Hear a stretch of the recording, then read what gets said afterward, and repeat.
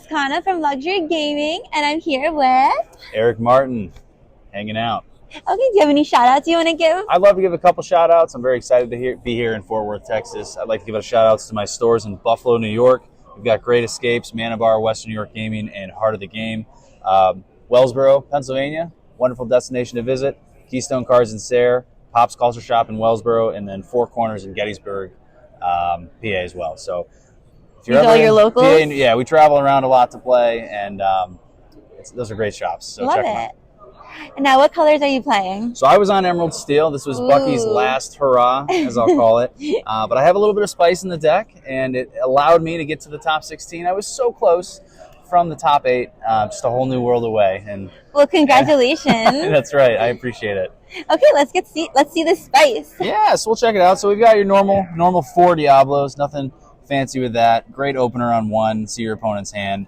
Sets you up for success. You got to see the hand. Knowledge is power. Absolutely. After that, I am running 2 Hidden Coves. I find that this matchup in the mirror, sometimes I don't actually, I kind of like playing Diablo on 1, shifting the 3-cost Diablo on 2, and then moving it to the Cove. Okay. So this is a 2-ink play, and that makes your evasive Diablo 3/3. And then I start drawing immediately. You're not getting the brawl. Not getting brawled, not getting baboomed, not getting Storm Rage on. It's a little good. A lot of people are off Cove, but it served me well in this tournament. I like it. This is interesting. I'm only on 3 Robin Hoods. I've practiced with 4. I actually hate 1-drops. When I played in Chicago, I ran no Robin Hoods, and I did fairly well, but didn't do as well as I did today. So maybe 3 the Robin Hoods were the... Robin Hoods are good. It just feels bad as a top deck late, but I think 3 felt right for me, but I'm sure many people will say always run 4, and it's just good. It's a good card, but 3 for me. The Squirrel. Yeah, for now he's a 2/2, or he's a 2-cost 1/1 with Ward, and in the future I don't know what he's going to be. So I honestly have no idea. But who even knows if you're going to keep him in this deck? I know it's probably going away, but I've enjoyed playing with Bucky in set 2 or set 3, and also now the set 4. So it's served me well. Okay. 2 Babooms. Interesting. I will note I am running 61 cards in the deck. So for everyone who's 60 cap. I understand, but I did want a second Baboom. So that was my additional card that I added. It helped me out. It's great in the mirror. I like just pinging 2 damage, excuse me, and then sometimes challenge a location, hit it a little extra with 2. It just gets there. It just gets you there. Versatile card and inkable. Do you think playing 61 cards, changes your mulliganing or? Maybe. I just deal with it. I kind of just Emerald Steel's not the most complicated. You find Bucky and hope for the best. But, yeah, the marginal, I'm sure there's some math gurus Chuck out for there. a buck, right? Yeah. The math gurus will tell me 61 is factually wrong. Always 4 Ursula's Deceivers. This is a wonderful card. Rip songs out from your opponent. Stop their tempo. Just don't allow them to do what they're trying to do. So on 2, it's a good play. But if they don't have a song, it feels really bad. So now question, do you always do a turn 2, or do you think maybe turn 4, 5, 6 to maybe get out that definitely be prepared potentially? Trying to snipe be prepared before they can have enough ink to play it is key. If I'm going against certain matchups like a Steel Song, I might play this on 2 instead of Bucky if, depending on what they got. Yeah, who knows what they could have. But it's an option. It's an option, but it feels really bad when you miss. That's the problem. It's almost like whipping with Ariel. Yep. Ursula Deceiver Vol, I am running 4 in my deck. I've seen some lists with 2. I've seen some lists with 3. I've seen, a lot of people have been tapering this back, but just the ability to sing songs twice, I love it. I know. It's kind of broken. There's nothing much and you get to to put it in the back of your bottom of your deck. So I won't deck out by 1 extra card or something like that. So love the card. 4 Diablos, of course. Throw them down. Exert them, draw extra cards. Really not much else to say. Do you find that you're shifting more than you're actually hard playing Diablo? I will always try to prioritize a shift Diablo if I can get it. Yeah. The best opening, 1-cost Diablo, Bucky, shift Diablo, and get the ball rolling. Lose a song. Lose a song. So this is a little bit of spice that not a lot of people are playing. I haven't seen in anyone's list, but Bibbidi Bobbidi Boo. It's a card that allows you to return a character to your hand and then play the same character again, or play a character of the same cost or less for free again. Ooh. So how did you use this in a? Definitely. So with the Floodborn synergy against Bucky, you can play a Floodborn and then sing a song to then return that Floodborn and play it again. So it kind of acts as a sudden chill with Bucky. Oh, okay. But it also allows you to ready characters with damage and then replay them again. Because if I have you'll see Big Robin Hood in the deck, but if I have him exerted, he takes some damage here and there, I can Bibbidi Bobbidi Boo him, return him, and then play him, and he's fresh again with 3/6 stat line. Oh, okay. That's very powerful. And what's also super fun is when you can sing Ursula Deceiver of All. So now you're singing twice, Bibbidi Bobbidi Boo. You're returning 2 characters. You can even return Ursula to keep her safe if you have another song for the next turn and play her again. So it's just very versatile. I love it in this deck, but I don't know. Let me know what other people think. Okay. Yeah, I definitely will. We'll see if they want to try it out. Yeah. So 3 there. I've tested 2, 4. I've tested 4. It's too many. I've tested 2. Didn't feel like enough. 3. I kind of like it, but it is uninkable. How many uninkables do you play? That's a great question. I think it's 15 or 16. 15 or 16. Do you ever find you have a cloggy hand? I've been clogged up. Ooh. Strength with Raging Fire. I'm only on 3. I am running 4 Ursula Deceiver of All, so it would make sense to run 4 of. But I just didn't feel like I'd go wide enough to make this matter. Okay. So I just like 3. But Storm Rage on, I got to go 4 of those because that replaces itself, deals 2 damage. You can sing it on turn 3, sing it with Ursula. It's just a great replacement card and ping 2. Yeah, especially the drawing aspect of it. Floodborn Aladdin. Yes. 3 of those. So we talk about matchups. This allows you to quest and banish items. Especially good for blue decks. Absolutely. You got to stop the Sapphire draw power, Popsicles, Fishbones. If you can banish their items and make that Flaversham kind of just a useless character, that would be great. Or even Tamatoa being useless. Absolutely. So 3 Aladdins and, of course, Floodborn Synergy from here on out. Jafar. I'm running 3 Jafars. Some lists are running Flynn Riders. They're 4-cost uninkables, but we talk about the uninkable count. I'm already a little too high, so I decided to go with inkable Jafars. I do like the 4 willpower. It kind of sticks around. Yeah, the big body. And when Jafar banishes a character in a challenge, you can draw a card. So it allows you to cycle your hand while also clearing threats on the board. I like it. In the 5-drop spot, we'll do a couple songs here. We Don't Talk About Bruno. I would really love to play 4 of this. But if I went to 63 cards, I would get absolutely murdered. I think everyone would kill me. It's just so versatile. You can get rid of those Tamatoas if they have no cards in their hand. Mm-hmm. You can get rid of any threat. It acts as kind of this spot removal for any character as long as they don't have anything else in their hand. So I will say, you do have to get lucky to get to the top 16. And in my matchup in Swiss, I played a We Don't Talk About Bruno. I had a 20% chance. He had 5 cards in his hand to get a bell. I was out against Sapphire Steel.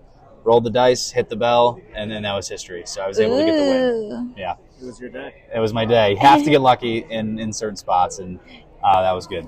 Another card that you don't also... Well, you see that card in Green Steel, but a lot of Green Steel lists cut Grab Swords. Yeah. Why do you think that is?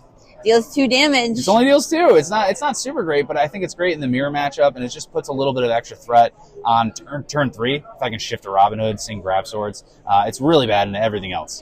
I'm never playing it usually against Ruby Amethyst, against Sapphire Steel. It costs 5, so that's why. Yeah, it just feels bad. But with Diablo shifting, you do have to discard an action card. If I'm not against another Green Steel mirror, I'm just throwing the swords away. But there's some merit to say get rid of these, play more Brunos, or play another Strength, or play some other removal. But I found myself having good luck with this in the mirrors. Okay. And then this is my favorite card in the deck, and I kept looking at this before I locked in my list. Even Friday night, I was considering, do I just run a stock, quote-unquote, Green Steel, or do I just die on this hill? And I wanted to die on the hill, and the hill ended up being pretty nice. So Lucifer is a card that's a 5-cost uninkable with a pretty bad stat line. 2/2 doesn't do much. But he does quest for 2, which can be useful in some circumstances. But what his effect is when you play him, your opponent needs to discard 2 cards or 1 action card.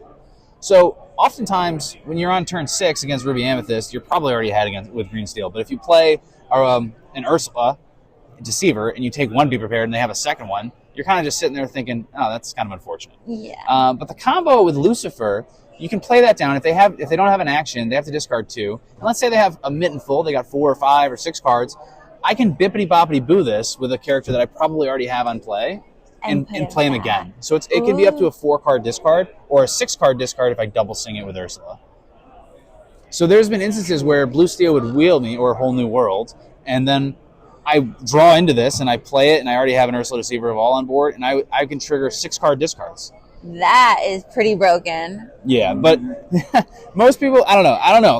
Let people know if they think this is a good tech or not. But it worked for you, though, it served me tremendously well. We It talk about definitely worked. matchups. My very first match of the day was against a Amber Amethyst Hyper Aggro deck, and it almost buried me. They got up to 19 before I stabilized. But then going forward, I played Blue Steel, and I was able to 2-0 Blue Steel, and typically they have a nicer matchup percentage win into a Green Steel deck. But this card really helped because I was able to play it, discard their hand, and then they can't do anything. And it's still quest for 2. And he's still quest for 2. You're kind of getting up there with the lore. Exactly. So I played Blue Steel in round 2, and then I played Ruby Amethyst in round 3. I believe I played Ruby Amethyst again in round 4, and it was Mr. Michael on your team. Oh, yes. And I unfortunately did 2-0 him, and he was a little bummed out about that. But he was a great guy, and I'm happy to do this profile with you all and support luxury gaming. Yeah, thank you. Yeah. So We appreciate it. love this card. Can we just keep it here? I don't know. There's really nothing else more to the deck that isn't normal. So we've got our 4 Robin Hoods. It's just so good to have 6 willpower. But I also, I talk about the 3 Robin Hoods early. I don't like shifting Robin Hood on turn 3. I just think there's so many better options that you can do. You want to establish a Diablo, double Sing Ursula, etc. But it's a great card. 6 willpower. It's hard to get off. Yeah. Hard to get off the board. And also, like, when it challenges, you get to get 2 lore. Yes. And then you also, if it leaves the field, you get to draw a card. So you're kind of just still replenishing this card. You said it much better than I did. Because I often forget that you can challenge with Robin. Because there's not a lot of challenging going on in the meta anymore. But the card replacement on, when a Maui comes into this, at least you get it back. Yes. So, wonderful card. I like it. Beast Tragic Heroes, not bad. Like playing them. They draw no damage, you draw a card. Not So much now to say. question, would you Definitely. rather not quest with this and continuously draw the card, or quest with it and maybe hope that they can't attack it? I'll do you one better. I quest with it, get the 2, and then I play Bibbidi Bobbidi Boo and throw it back. And you're still getting And it. I'm still getting the lore, yeah. So that card's just so versatile. I really like it. Like I said, I'll die on the hill. But Beast, there's often been times where it's, I'm looking at a board and I want to gain the lore, I want to challenge something, but I need the card draw. I need to find an answer. Yeah. And drawing 2 off the top helps you do that. And then for a more, the top end at the highest level is the Tinkerbell. So 6-drop Tinkerbells. Some lists 4 are of not them. playing, they're not going that high or that heavy. But I've just found that this card, with its 4 strength, it fades Medusa, right? It does. And that's a thing everyone says, it dies to Medusa, dies to Medusa.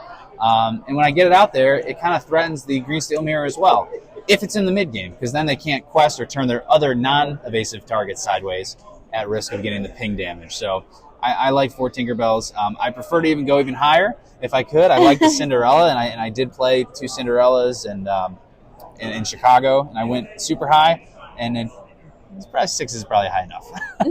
Well, it's also then you're going to be at 63, Exactly. which we don't yeah. want. Yeah. We're already over the hill at 61.